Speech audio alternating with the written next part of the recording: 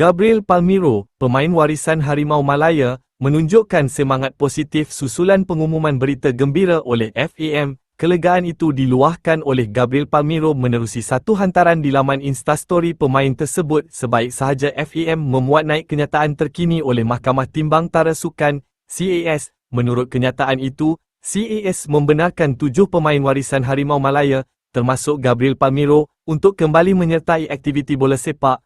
Keputusan CAS ini membawa maksud penggantungan yang dikenakan oleh FIFA ke atas 7 pemain ini ditangguhkan buat sementara ketika mana kes tersebut masih lagi berlangsung setakat ini.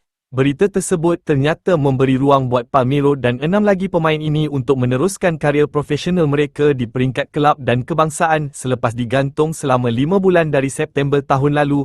Kami kembali, tulis Gabriel Palmeiro. Masa depan Gabriel Palmeiro bagaimanapun menjadi tanda tanya oleh kerana kelab terakhirnya sebelum ini, CD Tenerife difahamkan telah menamatkan kontrak pada November tahun lalu.